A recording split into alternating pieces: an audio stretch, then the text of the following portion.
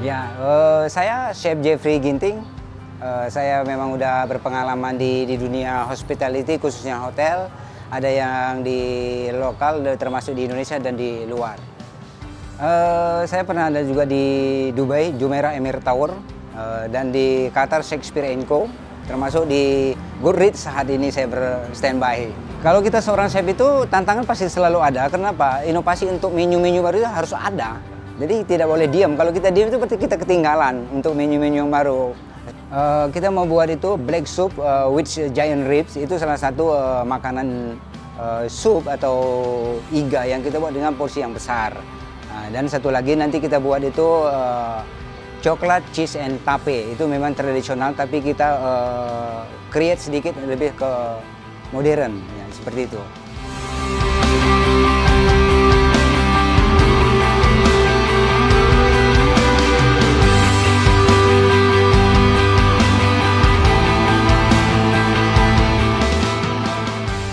Oke Chef, tadi kan kita sudah ngobrol-ngobrol nih tadi tentang makanan black soup with ribs, giant ribs. Giant rib, waduh, rada kepleset ya. Akhirnya sekarang di depan kita nih apa sih nih Chef? Ya, saat ini kita mau menjelaskan cara pembuatannya black soup with giant ribs. Jadi pertama itu ada iga yang ukurannya besar sekitar 400 gram. Kemudian itu bahan-bahan untuk bumbu-bumbunya yang perlu kita siapkan. Ada jahe, bawang putih, bawang merah, dan ketumbar. Ketumbarnya harus disangrai terlebih dahulu. Nah, lalu ada cabai merah besar, ada kencur, ada kunyit. Kunyitnya harus dibakar sebentar supaya tidak langu. Kemudian itu kemiri. Kemiri juga supaya lebih bagus rasanya itu harus disangrai sebentar sehingga warnanya golden brown, baru kita campur. Dan terutama itu adalah keluak. Keluaknya harus cari yang bagus supaya warnanya benar-benar black soup. Oh, itu ya, yang paling penting ya, Chef. Jadi nanti kalau memang susah mencari yang lebih bagus, mendingan cari yang udah paste. Itu banyak juga di pasaran. Okay. Cara pembuatan bumbunya adalah kita semua udah sangrai ketumbar sama kemiri sama bawang merah, baru kita blender. Kita blender itu kita tumis. Selesai kita tumis nanti hasilnya akan seperti ini. Ini termasuk mudah gak sih Chef untuk dimasak? Ini tidak sulit untuk memasaknya, karena bahan-bahannya juga kan gampang. Yang penting sih keluaknya itu harus yang cari yang warna yang bagus. Sama ribsnya itu, proses pemasakannya itu harus di presto selama 40 menit. Selesai 40 menit di presto, cuci sebentar, sehingga biar nanti kotorannya itu terbuang, baru akan dimasukkan ke kaldu yang kita udah buat bumbunya. Okay. Ya, begini caranya. Ya. Kita nyalain dulu kompornya. Ini kira-kira proses pembuatannya berapa lama sih, Chef? Ini yang lama hanya ribnya aja untuk prestonya. Kalau yang lainnya sih hanya sebentar, paling sekitar 10 menit sampai 15 menit udah jadi. Oh, cepet ya, Chef? Cepet sekali itu. Cocok untuk orang lapar nih? Ya.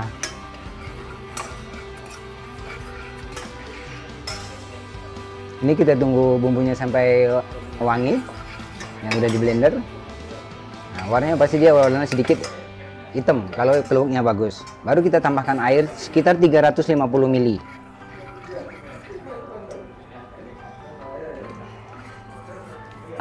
Ini indikatornya apa tuh, Chef? Kalau misalkan kita tahu, oh ini udah bisa dimasukin nih iganya ke situ.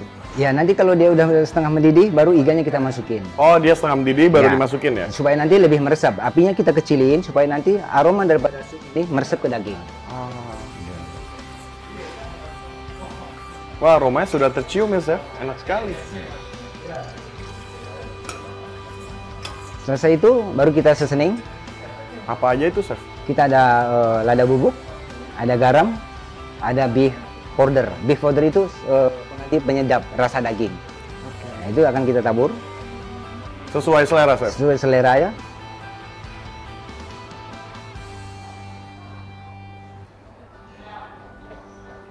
Dan kalau beef powder itu harus hati-hati, kalau makin kering akan rasanya makin asin. Jadi harus buru-buru. Setelah itu, ini kan udah mulai mendidih, asapnya udah naik ke atas. Baru kita masukin iganya. Chef, aku mau nanya nih, Chef. Aku lihat di internet, dikutip dari siasia.co, rawon menempati posisi nomor 1 dari 12 sup terenak di Asia dalam tes Atlas Award 2020 tuh, Chef. Itu menurut Chef gimana? Kalau menurut saya itu betul itu. Sup rawon ini kan salah satu bisa dikatakan itu makanan sehat juga dia, karena memang bumbu-bumbunya memang ini alami ya, jadi nggak ada pakai pengawet apa, ini kan fresh semua ini. Kalau untuk kita di sini ada beberapa yang pernah orang asing yang makan, itu ternyata mereka suka di luar ekspektasi kita, tapi memang menu ini saya buat sesuatu ada tujuan saya untuk merubah sesuatu image seorang. Biasanya kan kalau untuk soto-soto itu dagingnya kecil, ini kita buat 400 gram, sesuatu yang fantastik gitu. Ini sekarang kita udah mendidih, berikutnya kita akan plating. Jadi sup ini apa sih chef yang sebenarnya yang memiliki paling ciri khas dibanding sup-sup yang lain? Kalau sup yang kita buat ini ciri khasnya memang dagingnya besar. Nah, terus itu memang kita konsep dari tradisional itu rawon, kita buat sesuatu yang lebih besar. Sebab kalau makan untuk 400 gram itu saya kira itu suatu kenyang sekali ya untuk seorang orang dewasa. Nah, selesai itu baru kita sajikan lagi pakai nasi putih. Nanti untuk kuahnya ini akan kita topping pakai daun bawang. Ini salah satu menu andalan di GoTrips juga ya, Pak? Ya, ini memang kita udah kemarin beberapa kali kita buat promo, ternyata customernya banyak permintaan, jadi berlanjut terus. Jadi mungkin satu saat nanti jadi menu ala carte. Lalu kita taburin lagi bawang goreng untuk penggugah selera. Nah, nanti kita sajikan ini pakai telur asin, kecambah dan jeruk nipis. Untuk pelengkapnya lebih, kalau yang suka pedas ditambahkan sambal. Kita sajikan dengan emping. Kurang lengkap ya Chef kalau nggak ada emping ya? Ya, itu akan lebih mantul. Selamat menikmati black soup with giant ribs ala Goodrich Hotel Jakarta.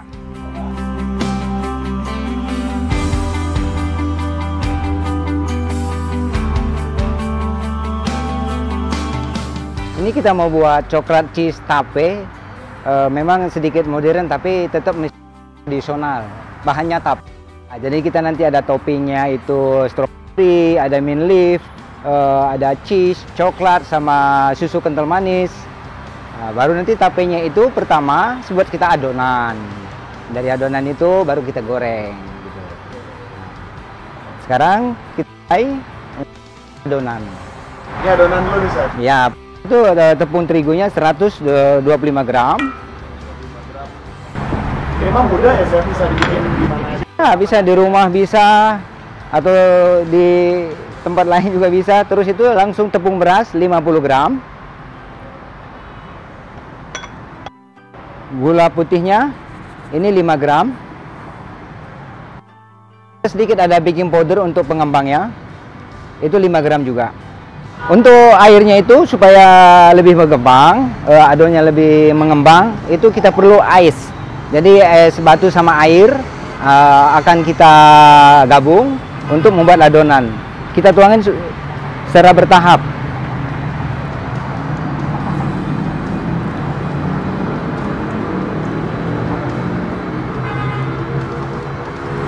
Chef, ini kan kadang-kadang kita kan kalau di rumah suka susah gitu ngatur-ngaturnya, ini pakai perasaan gitu bisa nggak Chef? Oh bisa. Nanti adonannya kalau udah dia bagus, kita tarik ke atas itu, jadi udah nggak terlalu langsung jatuh, mengental ke atas itu udah bagus adonannya.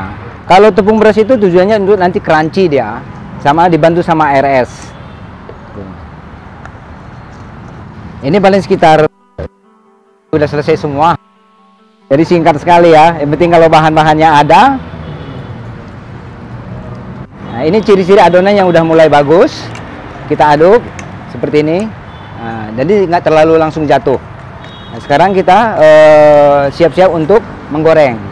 Kita panaskan dulu minyaknya. Ya, sekarang kita berikut proses untuk penggorengannya. Setelah minyaknya kita panas, ciri-ciri minyak panas itu mungkin adonannya kita masukin sedikit. Nah, jadi kalau udah naik itu ciri-cirinya udah panas. Berarti berikutnya proses untuk menggoreng. Tape yang udah kita bentuk, yang punya akarnya udah kita buang, akhirnya kita bentuk seperti ini. Kita adon pelan-pelan. Jika udah terlumur semua, bisa kita langsung masukkan ke minyak panas.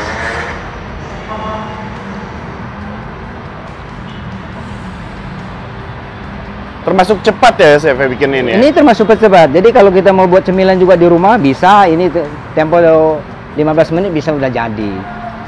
Ini termasuk best seller juga di Goodreach ini. Ya, ini sekarang ini mungkin para customer itu udah berubah pola pikir ya. Dulu kan kita pingin masuk ke hotel bintang 5 itu nyari snack-snack yang dari Eropa atau dari Western gitu. Tapi sekarang kok yang tradisional yang justru yang dicari sama customer. Oh. Makanya termasuk favorit juga di sini. Oke, ini sekarang kita tinggal menunggu matang ya? Ya, nanti kita tunggu matang sampai warnanya golden brown. Biasanya sih kalau untuk gorengan itu, kalau dia udah mengambang, itu udah matang. Tapi kita tinggal nunggu warna aja. Ini nanti warnanya seperti ini, golden brown. Setelah itu kita tiriskan. Kompornya jangan lupa dimatikan. Nah, ini tinggal nunggu tiris, baru kita plating. Plating untuk tapenya yang udah matang. Ini kita buat seperti ini.